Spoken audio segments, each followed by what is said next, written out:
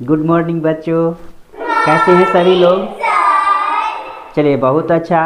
तो आइए हम लोग आज नए चैप्टर की शुरुआत करेंगे और नए चैप्टर की शुरुआत करते समय हमारा चैप्टर का नाम क्या होगा?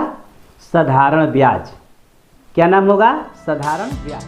आप देख रहे हैं अंशु अजय मैथ एक्सप्रेस। इस चैनल में हमें किस किस चीज़ की किस किस बिंदुओं की ज़रूरत होती है उसको हम लोग आज सीखेंगे। सबसे पहला नंबर एक में होगा हमारा क्या चीज़? मूलधन। क्या होगा? मूलधन। मूलधन को हम किस चीज़ से सूचित करेंगे? पी से। क्या चीज़ से हम सूचित करेंगे? पी से, प्रिंसिपल।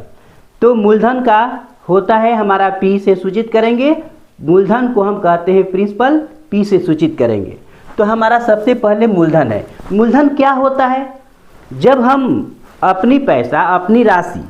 अपनी राशि किसी दूसरे व्यक्ति को देते हैं, बैंक में जमा करते हैं या कहीं पर खर्च करते हैं, जो हम इन्वेस्ट के रूप में देते हैं, तो वह हमारा क्या है? अपनी राशि है और वह हमारा मूलधन है। मेरी अपनी राशि मूलधन है। अब तो समझ में आ गया। जब हम अपनी राशि किसी को देते हैं तो उसको हम क्या कहेंगे? मूलधन कहेंगे, चाहे हम बैंक में जमा करें या किसी को दें। आइए दूसरी चीज़ जो है वह क्या है? मूलधन के बाद में हमारा है दर। दर क्या होता है? दर को हम लोग आर से सूचित करेंगे। दर को हम लोग आर से सूचित करेंगे रेट। क्या सूचित करेंगे? आर से सूचित करेंगे रेट। रेट क्या होता है? जैसे हम 500 रुपया मान लीजिए कि किसी बैंक में दिए और बैंक वाला कहता है कि हम आपको 10% दर देंगे। तो प्रतिशत आप पिछले चैप्टर में पढ़ चुके हैं। प्रतिशत का अर्थ क्या हो गया? बिल्कुल आपके दिमाग में चल रहा है। प्रतिशत का मतलब 100। जो 100 में वह बैंक देता है वही बताता है। तो मान लीजिए उसने कहा कि मैं 5% देता हूँ, 10% देता हूँ, अर्थात 100 रुपया पर वो 5 रुपया देगा या 100 रुपया पर 10 रुपया देगा। इसका अर्थ ये हो गया कि वह 100 रुपया के हिसाब से हमको देगा। तो मान लीजिए कि 100 रुपया के हिसाब से अगर 5 रुपया वह देता है तो 5% हुआ। अगर हम 500 रुपया देंगे तो वह कितना देगा? तो 5 5 25, यानी हमको 25 रुपया वो देगा। तो यहाँ पर हमारा जो राशि हम दे रहे हैं और जो हमको राशि मिल रही है 100 रुपया पर, उसको हम दर कहेंगे। क्या कहेंगे? दर कहेंगे। इसके बाद में हमारा ज़रूरत पड़ता है दूसरे के बाद में तीसरा पॉइंट जो है वह है समय। क्या चीज़ है? समय।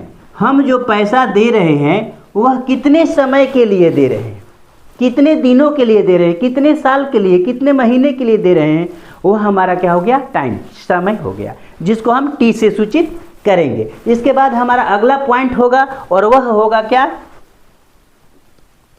ब्याज। क्या होगा? ब्याज। ब्याज क्या होता है? उसको हम लोग यहाँ पर ब्याज जो है उसको हम लोग साधारण ब्याज अभी पढ़ने जा रहे हैं। साधारण ब्याज हम उसको कहेंगे। साधारण ब्याज को हम कहते हैं सिंपल इंटरेस्ट। क्या कहेंगे हम? Simple interest. साधारण ब्याज, सिंपल इंटरेस्ट। तो सिंपल इंटरेस्ट क्या है?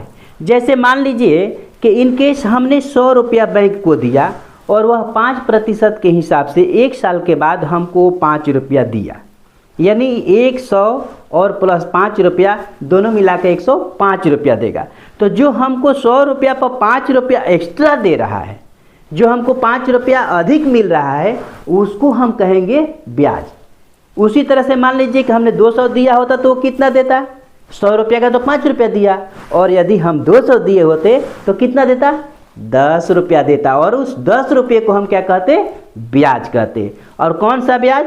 तो अभी हम लोग साधारण ब्याज सीख रहे हैं, इसलिए जो भी ब्याज की बात चलेगी तो साधारण ब्याज ही समझना है। इसके बाद में हम लोग कंपाउंड इंटरेस्ट पढ़ेंगे, चक्रवृद्धि ब्याज पढ़ेंगे। तो अब साधारण ब्याज आपको समझ में आ गया। इसके बाद में आइए 5वां पॉइंट है मिश्र धन। मिश्र धन। तो मिश्र धन क्या है? मिश्र धन को हम कहते हैं अमाउंट, अर्थात ये जो होता है P + SI होता है। अर्थात मूलधन जो हमने पैसा लगाया था या जमा किए थे बैंक में वो, और प्लस में जो हमको इंटरेस्ट के रूप में समय पूरा होने पर जो इंटरेस्ट में मिला वो, दोनों राशि को जब मिला देते हैं तो हमारे पास बन जाता है अमाउंट, अर्थात मिश्रधन बन जाता है। और हमको मिश्रधन प्राप्त होती है।